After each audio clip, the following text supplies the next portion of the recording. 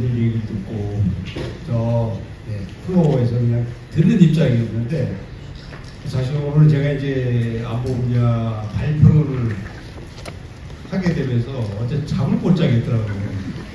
야, 이게 여기서 발제하시는 분들이 정말 힘들구나 하는 걸 알았고요. 말씀하신 대로 저는 가능하면 짧게 할게요. 그래서 지금 아마 저를 이어서 각 이 산업 분야별로 하실 분들이 하실 말씀이 많을 겁니다. 그래서 가능하면 좀 시간을 제가 많이 드리려고 합니다. 그리고 제가 말씀드린 거는 지금 제가 여러분께 발표하는 내용은 이거는 우리 해군의 공식적인 입장이 아니고요. 그래서 개인적인 제 소견입니다. 저는 그냥 나름 이렇게 가야 된다라고 생각을 하고 제가 그냥 두서없이 해보고요. 핵심은 지금 저자님께 말씀하신 대로 이제 세계 국제 정세 안보 환경이 굉장히 빠른 속도로 변하고 있습니다.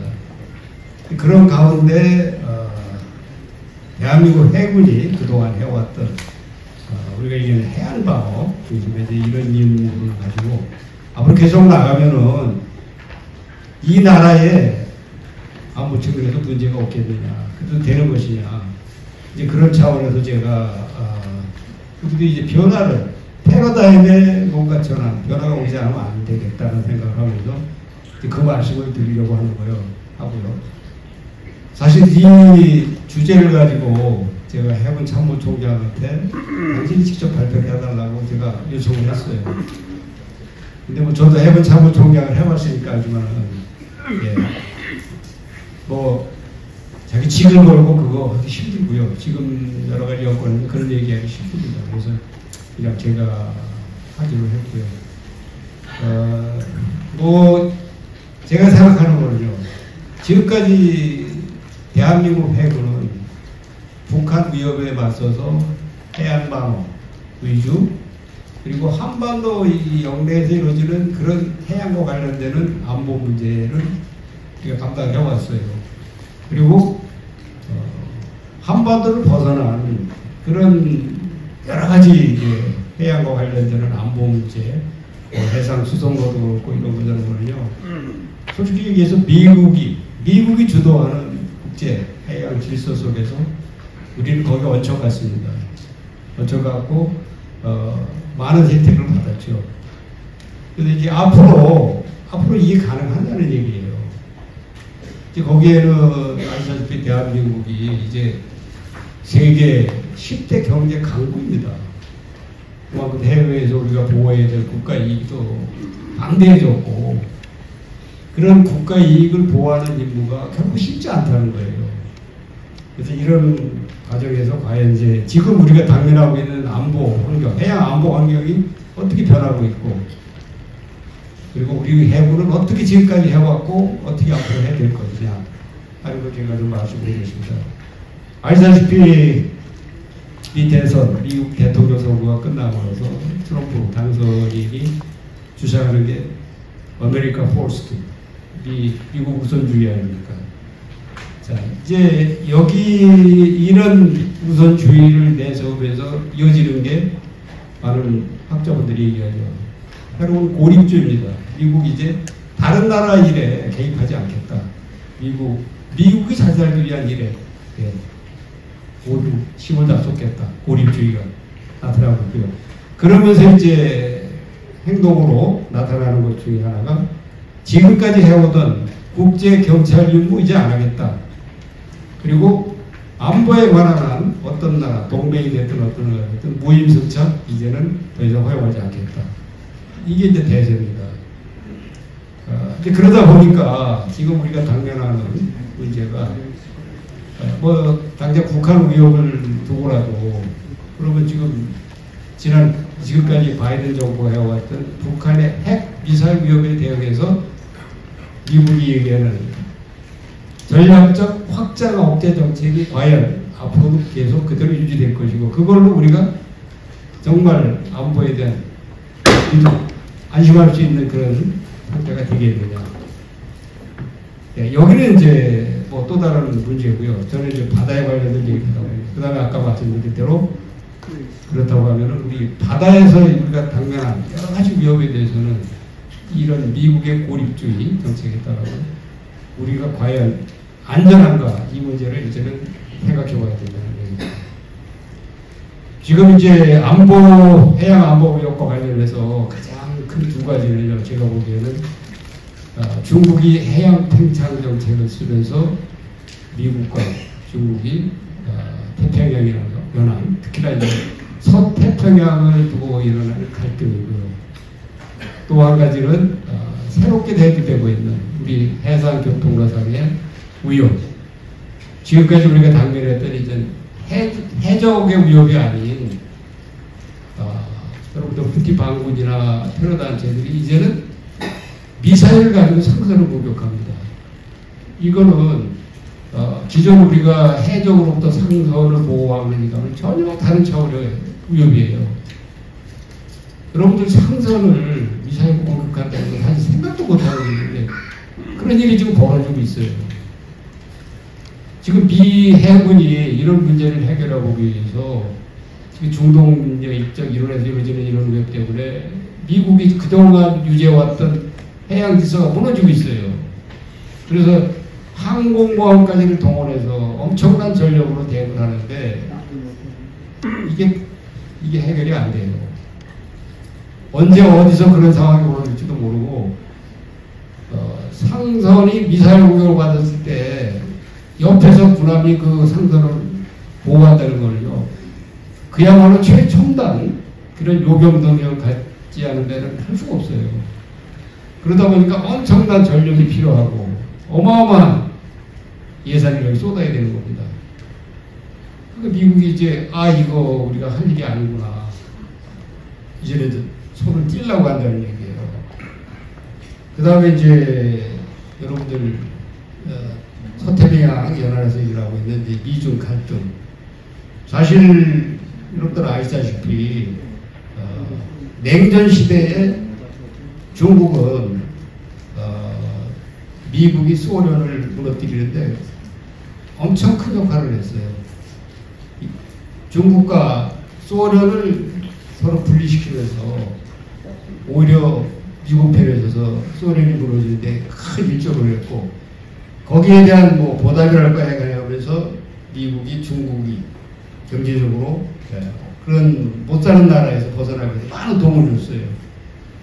근데 그러던 중국이 어느 날 엄청난 속도로 경제가 성장하면서 경제 강국이 되면서 이제 군사적으로도 무시할 수 없는 다시 얘기해서 미국의 패권에 도전하는 그런 나라가 되어버렸어요. 여러분들 아다시피 지금 중국은 미국이 해결해야 되는 가장 큰 외교적인 국제적인 큰 문제입니다. 중국이 패권국이 못 되도록 막는 견제하는. 이제 그러면서 실제 그런 갈등의 중심이 어디냐면 서태평양 바다예요. 여러분들 아다시피 이제 그동안 세계 패권 국가라는 나라들은 전부 바다를 통해서 패권국이 됐고 그 바다를 어떻게 제대로 통제하느냐에 따라서 전체적인 그 국가의 위상, 경제적으로나 뭐 안보적이나 군사적으로나 그게 가장 큰 관건이었어요. 그런 중국이 서태평양 이론에서 미국의 미 해군의 이제 역할 더 이상 미 해군이 거기서 통일권을 갖지 못하도록 밀어내는 겁니다. 이게 이제 중심이 되다 보니까 그런 가운데 대만 사태가 지금 일어나는 거고 지금 중국이 무서운 속도로 인공섬을 만들어 가면서까지 대양 영토를 좀 넓히고 있어요. 그래서 이 문제를 이제 해결하는 게 사실 미국 입장에서는 가장 큰 과제고 여기에 이제 일본이 상당한 역할을 하고 있습니다. 이거 미국이 혼자 해결하기는 너무 버거워요. 그러다 보니까 일본을 끌어들여서 일본으로 하여금 상당 부분 해양에서의 중국 견제를 일본에 맡기고 있습니다. 그러니까 거꾸로 일본 입장에서는 이걸 계기로 해서 자기들이 원하던 그동안 가지고 있던 평화헌법을 개정하는 거하고 그리고 해군력을 획기적으로 증강하는 하나의 계기로 삼아가지고 여러분들 지금 미국, 일본이 GDP 2% 이상을 이제 막 투자하면서 어마어마한 속도로 해군력을 키우고 있어요. 뭐 이런 문제를 해가지고 이런 와중에 우리는 북한의 위협을 대응해서 이제 북한만을 바라보고 있다 보니까 이런 미국의 어떤 해양 갈등 속에서 전혀 참여를 안 하고 있습니다. 근데 과연 이게 앞으로 가능하겠냐는 얘기예요. 지금 제가 보기에는요, 많은 학자들도 그렇고, 대만 사태가 일어나면요, 동시에 북한이 침략을 옵니다. 지금 이게 누구나 다 인정하는 시나리오예요. 한반도에서 문제가 일어났던 대만 사태가 일어났던 동시에 일어납니다. 그럼 미국 입장에서는 정말 곤혹스러운 상황이 돼버려요. 이런저런 상황에서 그럼 과연 이런 중국을 그대로 놔뒀을 때 우리가 진짜 생명수선처럼 지켜야 되는 뭐 해상교통으로부터 여러 가지 해양 활동을 보장할 수 있는 이런 여건이 되겠느냐는 거죠. 제가 보기에는 굉장히 어려운 상황으로 치닫고 있고, 이제 그런 데 대비한 우리 나름의 독자적인 능력을 갖춰야 된다는 겁니다. 사실 이제 우리 해군 입장에서는 그동안 북한 위협, 특히 이제 해상 위협을 놓고 거기에 대비하는데 모든 우리의 힘을 다 쏟았어요. 상당히 오랜 동안 우리가 이제 대응했던 게 북한이 내려오는 간첩선에 대한 대응이었습니다.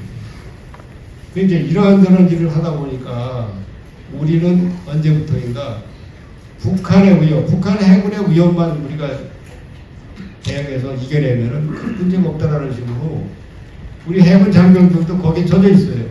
그러니까 밖을 내다보질 않아요. 이게 우리가 안고 있는 이제 큰 문제고, 지금 이제 북한이 핵 미사일을 개발해서 엄청난 능력을 가진 상태에서 저희 해군이 할 수 있는 일이 저는 그렇게 제한된다고 보는 거예요. 여러분들 북한이 이제 핵 개발해서 만약에 우리 남한을 대상으로 핵 공격을 한다고 하면요, 저는 뭐 굳이 장거리 ICBM 대륙간 탄도탄 쓸 일이 없잖아요.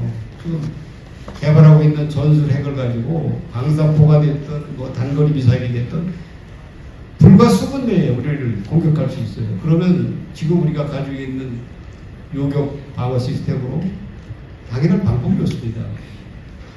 이지스 구축함이 대륙간 탄도탄, 뭐 탄도탄 발사하면은 탐지하지만요, 그 짧은 시간에 바로 그냥 타격을 해버리는 그 상황에서 우리가 뭘 어떻게 하겠어요. 결국 그렇게 되면은 우리 해군이 북한의 위협, 핵 미사일 능력을 가지고 있는 북한에 대한 대응도 지극히 제한된다는 겁니다. 그런 상황에서 북한의 위협만을 계속 우리는 생각하면서 이대로 그냥 우리의 임무 역할을 그대로 고수해야 될 것이냐. 저는 이게 이제 지금 우리 한계에 다다랐다는 생각이 들고요. 특히나 이제 제가 걱정스러운 거는 러시아와 이 군사기술 협력을 하면서 북한이 핵 추진 잠수함을 개발하게 되면요, 우리의 북한의 해군에 대한 대응은 차원이 달라집니다. 이제는 그런 북한 해군은 핵 추진 잠수함 가지고요, 세계 어디서고 원하는 도발 다 할 수 있어요. 뭐 우리 해상교통로 어디서든지 얼마든지 우리 교란할 수 있고, 그렇게 됐을 때 이 문제를 과연 누가 대응해서 해결해 줄 수 있냐는 것이죠. 이런 거를 우리가 지금 이제 생각해야 된다는 얘기고요. 제가 말씀드리고 싶은 거는 세계적으로 우리 해군은요, 어느 나라 해군도 해안 방어를 위해서 해군을 창설하는 나라가 없어요.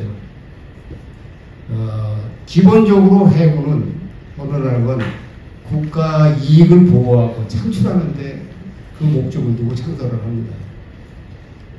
미국도 마찬가지예요. 미국 해군이 1775년 창설이 됐는데 독립이 되고 나서 바로 해체했어요. 여러분들 아다시피 돈이 없는 나라는요, 해군을 못 가져요.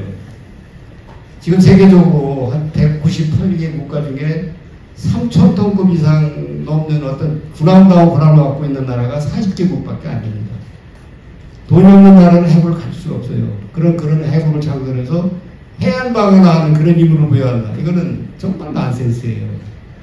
미국도 마찬가지. 해군을 해시하고 나서 독립하고 나서 이제 연방정부에서 통상을 해서 무역을 해서 이제 국가 부를 축적해야 되는데, 당시에 이제 여러분도 아시겠지만은 바르바라라는 해적이 엄청나게 이제 이 통상 활동을 옥죄는 겁니다. 그 당시에 미 연방 예산이 600만 불이었는데요. 해적들로부터 이제 그런 위협을 안 받고 좀 해적이 잘 통항할 수 있게 해주고 하면서 매년 100만 불을 바쳤어요, 해적이. 여러분들 상상해봐요. 600만 불 예산 중에 100만 불을 주고 이게 할 짓이냐 이거죠. 그러다 보니까 이거 아니겠구나, 아니라고 해가지고 다시 해군 창설을 1794년에 하면서 이제 그야말로 전 세계를 아우르는 해군이 된 거고요.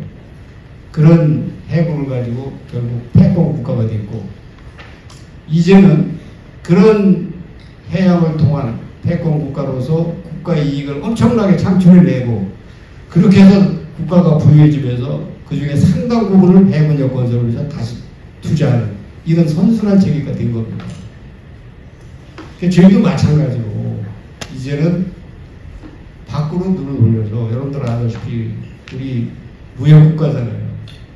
앞으로 이런 해상교통로 우리가 제대로 보호하지 못하면요, 여러분들 아시다시피 우리는 에너지, 그 다음에 식량, 에너지 전량, 식량 80%를 우리는 수입해야만 돼요. 한 15일 동안 이 해상교통로가 차단이 되면 우리나라 그냥 망해요. 그냥 주저앉아요.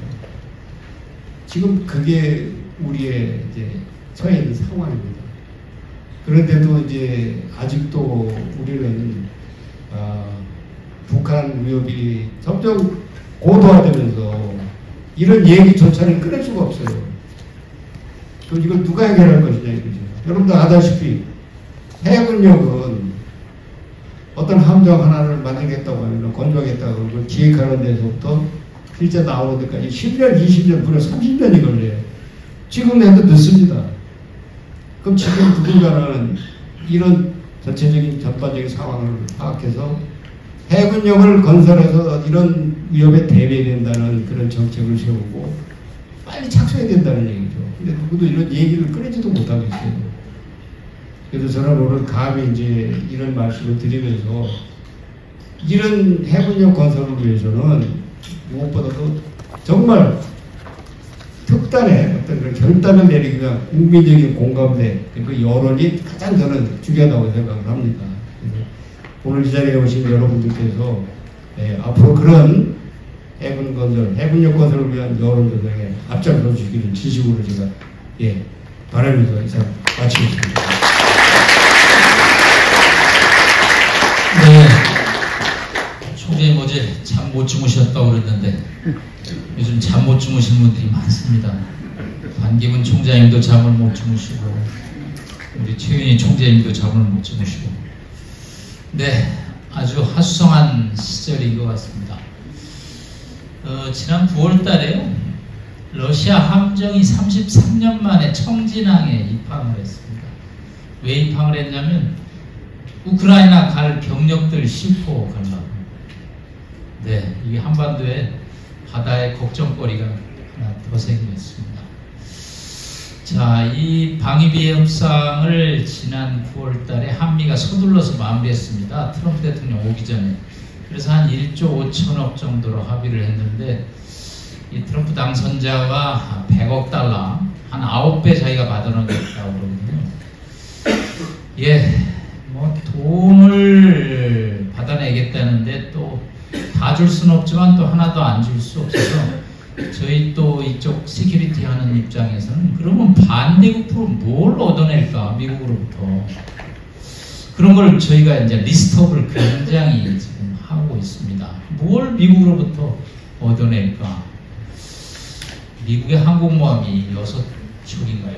총재님? 네, 6척인가 있다고 그러는데 그거 한 척을 내놓으려고 할까, 그런 생각도 해보고, 뭐 하여튼 우리 해운 또 이쪽 업계에서도 그런 의견을 잘 정리해서 정부 측에 전달을 하면 이제 본격적으로 협상이 내년 3월부터 시작이 되는데, 좀 MRO 미군 해군 유지 사업이 한 1조 규모로 보는데, 그거 아마 우리가 상당 부분 부담하면서 우리가 또 얻어내야 될, 뭐 지금 한미 원자력 협정 개정의 핵 재처리 기술이죠. 뭐 그런 것부터 여러 가지를 이제 검토를 하고 있는데, 우리 해운 또 이쪽 수산 전체 업계에서도 미국으로부터 뭘 얻어내면 가장 우리 국익에 도움이 될지를 정리를 해서 또 안을 만드시면 좋을 것 같습니다.